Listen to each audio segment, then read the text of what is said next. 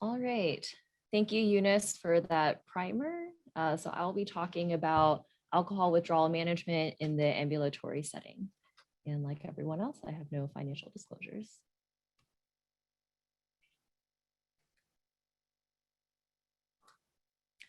So our learning objectives for today are to describe the signs and symptoms of alcohol withdrawal syndrome and review some different tools and criteria on how to stratify patients to inpatient versus outpatient care. I'll go through some pharmacotherapy for doing withdrawal management in the outpatient setting and go through protocols on how to monitor and criteria to escalate to the next level of care, and then also review some local and online resources for additional support. So first, who do we see that this affects? So some data showing that patients in family medicine offices, there's 2 to 9% of all the patients who we're seeing that meet criteria for alcohol use disorder. And in a large epidemiologic survey in 2012, there were 14% of all US adults who had met criteria for AUD in the last 12 months, and then 29% of those same participants in their whole lifetime. And like some of my other colleagues have mentioned, there's been a large increase of different substance use disorders during the COVID-19 pandemic. In a study published just this last year, there was a 54% increase of alcohol sales during the pandemic and a 262% increase of online alcohol sales once the lockdown happened. So really significant for us to know about. So why are we talking about ambulatory management? We know that this minimizes disruptions to patients' lives. I'm sure all of you can think about one of your patients that hasn't wanted to do inpatient detox because they need to take care of a family member or take care of their dog, or they're afraid that they're going to lose their house. It can significantly reduce length of treatment and also costs. And it's similarly effective compared to inpatient treatment for mild to moderate withdrawal. In a study that was done in 1989, randomized to inpatient and outpatient treatment, showed similar outcomes. So first, I want to present a case that is similar to a patient who recently established care with me. And I didn't get to follow up with her yet. So this is mostly going to talk about what I'm hoping will happen with her management of withdrawal, but we can go through her case together. So she's 58 and is establishing care after an ED visit for a burning sensation in her chest. She hasn't seen a doctor in over 10 years, so is coming in to establish care. Her LFTs were a little elevated in the ED, and the doc told her to follow up with her PCP and talk about alcohol use. When you talk to her about it, she says that she wants to quit, but is really nervous about going through withdrawals. She has a young son at home and would really prefer not to go inpatient if she doesn't need to. So how are we going to approach this patient and your patients who you're seeing in the clinic? So in this, we'll go through the components of how to go through your assessment of the patient, what risky conditions to look for that can put patients at higher risk of severe withdrawal, and some objective measurements and tools that you can use to look at risks and symptoms, and then putting those together, the level of care. So this is the first part of the talk. So when you're seeing the patient, you're trying to find what risk they have for severe alcohol withdrawal syndrome, which I'll talk about in the next slide, and also complications of alcohol withdrawal syndrome, so exacerbation of underlying medical and psychiatric conditions. Many of you, I'm sure, are already familiar with withdrawal symptoms. So the basic pharmacology of this is that alcohol will eventually upregulate both glutamate and GABA receptors. And so when you take that GABA away, it's the overexcited glutamate response. And so that is seen in the different stages of withdrawal syndrome. So initially the anxiety, the tremor, and then stage 2 of the worsening symptoms, which is from 12 to 24 hours after reduction or cessation of alcohol use. And then stage 3 is the withdrawal seizures, which can be as early as 8 hours and peak at 24 hours. And then stage 4 is DTs or delirium tremens, and that's the extreme disorientation and autonomic hyperactivity that can happen from 3 to 7 days after the last drink. And then just to note that this is not necessarily a progression of stages from 1 to 4. and that seizures can happen even despite or without having any of the other symptoms. And so always remembering to think about that. So next, some risk factors for complicated withdrawal. Number one is the history of previous delirium or seizures. And on the right here, you can see this graph that's illustrating this so-called kindling effect, which is the repeated cycles of alcohol intoxication withdrawal. So basically, if you've had withdrawal before, it can precipitate more severe and more withdrawal symptoms in the future. And this goes up with increased alcohol, both duration and amount of use. And then comorbid illness and increased age, as Dr. Fu mentioned, if they already have autonomic symptoms on presentation, and physiologic dependence on GABAergic agents, like Dr. Shibuya mentioned, dependence on benzodiazepines is high risk for more complicated withdrawal, and lower inability to tolerate oral medications in pregnancy.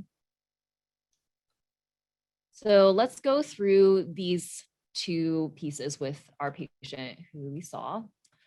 So I just want to highlight a few pieces on her presentation. So she's 58, so is a little bit lower risk if we're using 65 as a cutoff. She drinks 0.5 to 1 bottles of wine per day, which is about 2.5 to 1 drinks per day, and has not had previous withdrawals, but has not gone more than a day without drinking in many years.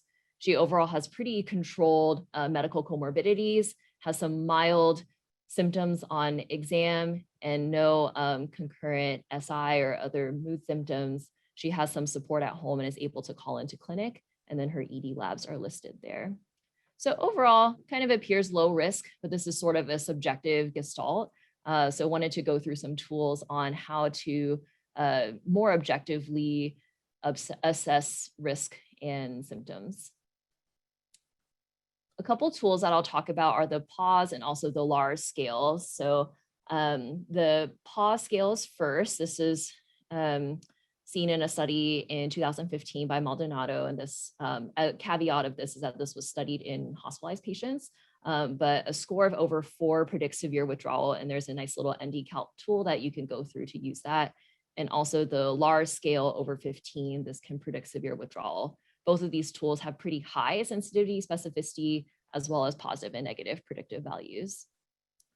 And of note, this can be used in patients not currently having withdrawal symptoms. So if you're just seeing your patient and they're not yet in withdrawal, you can still use these risk assessment tools.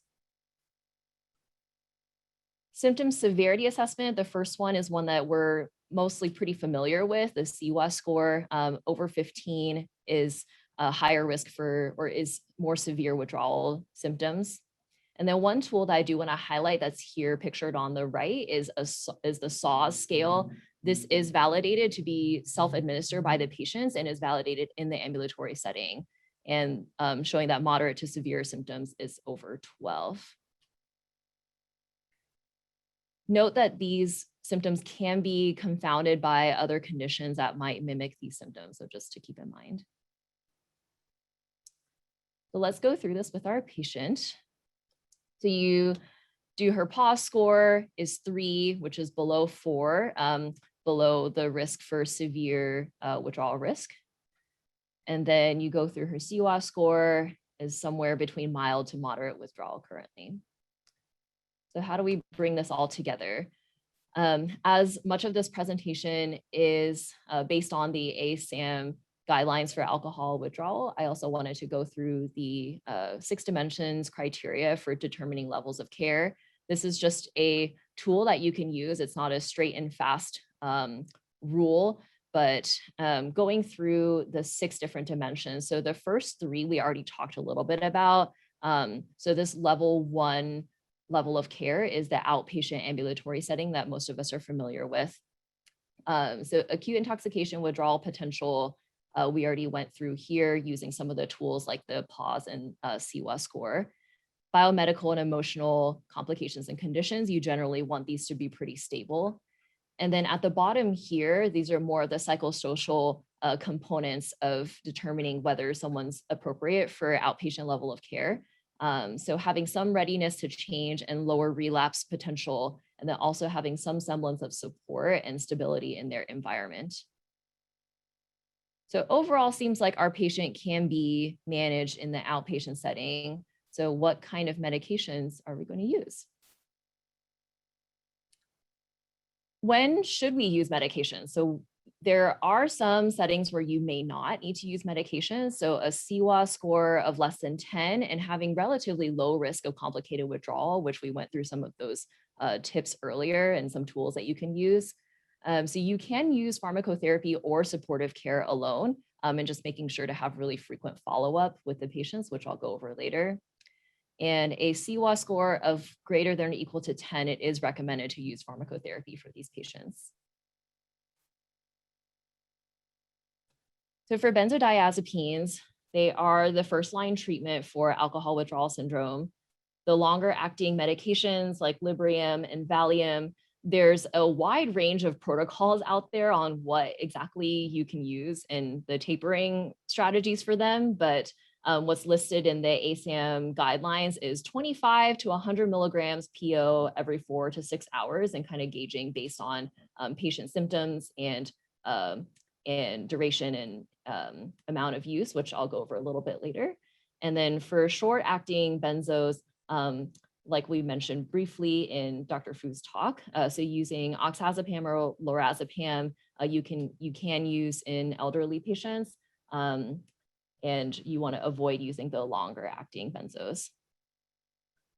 A recommended taper is to taper the total daily dose by 25 to 50% per day over 3 to 5 days. And then also you can dose more PRN. And you can reduce this both by the total amount that's taken at each time or the frequency. And then phenobarb is another benzo that's used for alcohol withdrawal in the inpatient setting. And there are some experienced providers that can use it in the extended monitoring outpatient setting, but is not recommended for level 1 care, which is our ambulatory setting. Other medications that you can use. So some anticonvulsants can be used for monotherapy for mild to moderate withdrawal. So that CWA score of 0 to 18. And you can also use it as adjunct therapy for severe withdrawal. Gabapentin, also some varying dose strategies out there, but on the ASAM guidelines, using 1,200 milligrams per day for the first 3 days and then tapering over about a week. And there are some studies that I saw that target the dose of 1,800 milligrams per day, and is also really favorable for ongoing alcohol use disorder treatment after cessation of alcohol use. Carbamazepine is also able to be used for monotherapy. This is 600 to 800 milligrams per day, and then tapered also over about a week. It does have a little bit more of a side effect profile and some concern for marrow suppression.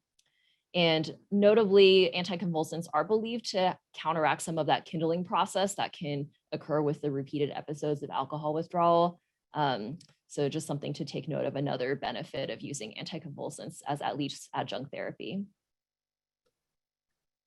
Another anticonvulsant that doesn't have enough evidence for monotherapy is valproic acid, and the dose is listed here. Just making sure to caution in patients with childbearing potential or pregnant patients, and then also in patients with acute liver disease. Also has pretty significant side effect profile to note. And some others that have not been studied as well, levetiracetam or Keppra, then oxcarbazepine are other anticonvulsants that can be used, but not as well studied. Adjunct medications to consider, so alpha-2 agonists like clonidine or Precedex, which is used in the inpatient setting, consider this for some hyperactivity and insomnia. And beta blockers you can consider as adjunct therapy for some persistent hypertension or tachycardia, but use these with caution because it can lower the seizure threshold and it can mask some of those symptoms of more severe withdrawal. So just being cautious in use of these medications. So next, going over a few different FAQs that I ran into. So benzos versus gabapentin. So benzos are still first line. There's more clinical trials showing that they're clinically proven to prevent seizures. Of note, most of these studies have been done on the inpatient setting, showing that they're able to prevent seizures. And gabapentin does have significantly less side effects and less sedating compared to benzodiazepines. And they're equally effective in decreasing withdrawal symptoms. And there's not enough data out there yet for preventing DTs or seizures, but not because there have been breakthrough seizures with use of gabapentin, but just because there haven't been enough studies yet done. And then symptom triggered versus using fixed dose, there's some pros and cons of both. Symptom triggered, you can use potentially less total medication doses, and it's shown to reduce inpatient length of stay. You basically adjust to the patient's response. And so that means that they need to be able to monitor their symptoms, or you need to have close monitoring for them. And fixed dose is best when you don't have a ton of close monitoring, but you may over or underestimate a patient's need. So next, really important to remember is supportive care. So patient education, looking at their symptoms in the course of withdrawal, and also making sure to tell your patients that to safely take care of them, you might need to transfer to a higher level of care. And nutrition, so fluids, vitamins, there used to be some evidence for magnesium, but there's the recent change in the guidelines is that there's no supporting evidence for magnesium. And then psychosocial support, which we'll go over later, some more resources. So for our patient, we start medication and supportive care. She's going to look into some support groups. We start a chlorodiazepoxide taper as listed here. You can consider prescribing daily instead of all at once if you're worried about a patient taking all of them at the same time, but just a little tip. And then she starts naltrexone, thiamine, and vitamins. We're going to follow up tomorrow. So what do we do after a patient starts meds? So the recommended reassessment is to check in daily for up to 5 days, because that's when we would normally see the window of withdrawal symptoms happening. There are some patients that you can alternate in-person visits with phone or video call, which I think is more practical for patients to be able to do. If they have like a blood pressure cuff or other ways to assess your vitals at home, that's an additional thing that you can use. And just what to include in the assessment, things to look at. So for our patient, we follow up with her the next day. It's been 36 hours since her last drink. She's not doing as great as she was hoping to. Her vitals are overall stable, and her SAW score is 14, her CWAS score is 12. So what do we do when patients aren't responding as well as we're hoping that they can? So in general, you want to target a CWAS score of less than 10 and a SOS less of 12, so mild symptoms. So you can increase the dose of the medication and of course assess for appropriate level of care. You can switch medications to something different. You can add an adjunct medication like we mentioned earlier. And then also thinking about they're not responding to benzodiazepine, maybe there's some resistance there, or maybe there's another GABAergic agent. So evaluating for that as well. And just some reminders about when to transfer to a high level of care. So of course, if they've had multiple doses of medications and their symptoms haven't resolved, or they're having more severe symptoms that develop, if they're underlying medical or psychiatric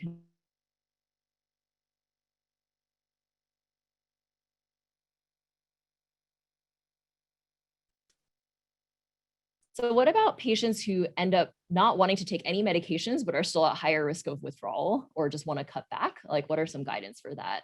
So remembering for all of our patients, don't forget about treating for underlying alcohol use disorder. So like Dr. Fu mentioned, naltrexone is first line and can be initiated while the patient's drinking, has a pretty low number needed to treat. And just remember for opioid use and for patients in liver failure, acute hepatitis cannot be used. Acamprosate is another option. Most of the trials had a period of abstinence prior to starting this medication. So not necessarily contraindicated, but just mostly was studied in patients who were not drinking. So renal failure, and is taken more often during the day, so a little harder to remember to take. And then disulfiram, gabapentin, like I mentioned earlier, is really helpful for alcohol use disorder treatment, and topiramate is another option. And some harm reduction strategies on like how to taper alcohol. I really was trying to find a standard taper and wasn't able to find anything specific. There was a peer-led network called HAMS that has this recommendation of if they're consuming less than 20 drinks a day, reducing by 2 drinks a day. And then brief interventions like Dr. Davis presented on this morning. So having these encounters that are brief by your PCP showed in a Cochrane review in 2018 to have less consumption after years. So don't forget about those. And there's some cool apps that can be used. So Try Dry, Cut Back Coach, and then Rethinking Drinking has some good worksheets that can be handed out to patients that they can use for reducing. And here on the right is a graphic that just shows some options that you can counsel patients on. So like how to gradually reduce your number of drinks, spacing out the time, drinking a glass of water in between, like mixing weaker drinks or changing from something like hard liquor to beer or wine that has a little bit less alcohol concentration. And just for us to remember, we have our strategies with pharmacotherapy, but often our patients have the answers and our role is to help guide them. This is from an article in Family Practice Management Journal. So this is what I hope for my patient to be able to happen, is that she finishes her chlordiazepam taper, continues to take gabapentin and naltrexone, has been stable for 2 months now, is a better son, she feels like she's a better mother to her son, and feels healthier. She's starting a recovery group.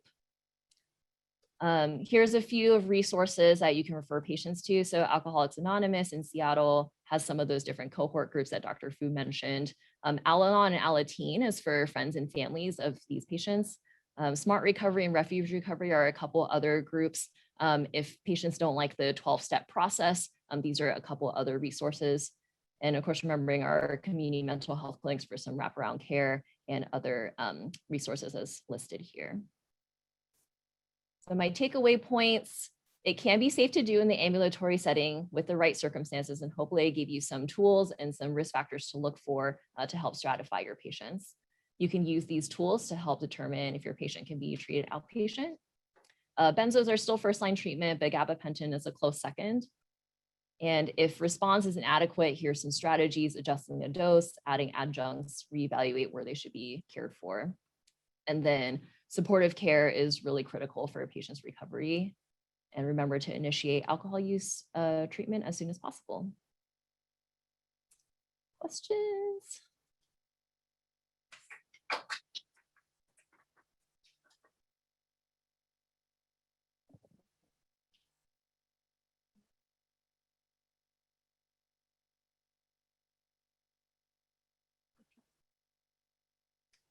Do you immediately jump to 1,200 milligrams of gabapentin or titrate up? So let me move back to. So the, like I mentioned earlier, there's no specific protocols that are out there, but the recommended is to start at that dose of the like 1,200 total daily and then taper down from there. You can always, as you're reevaluating your patient, you can see how how you want to change the doses. Okay, the old thinking is that patients with alcohol abuse disorder can't ever go back to drinking socially or in low amounts. Is that still true? Can naltrexone assist that? Yeah, that's a good question. I don't know exactly the data behind that, like if you're able to maintain on lower amounts of alcohol use afterwards. And I think just anecdotally, what I have been able to see is that naltrexone can help patients at least be able to reduce how much they're drinking. And I'm not sure if that's saying, and I'm not sure if that's saying for patients who have already stopped, and then if naltrexone can help them resume without going back to as high of a use as before. But that, yeah, I'm not sure about the data behind that. Okay, does it make sense to use gabapentin alone for outpatient management for low risk of seizure patients and avoid benzos altogether? Yeah, so I felt like that was a really big learning point that I learned from putting this presentation together, is that that is something that you can use for monotherapy. So using gabapentin for patients who are at low risk for seizure, and especially if you're monitoring them frequently, like recommended in this guideline, is that you can use it for monotherapy. And there were actually some like expert opinions out there that I had looked at that like they didn't really use benzos in the outpatient setting that frequently and went to gabapentin a lot. So yeah, just something surprising.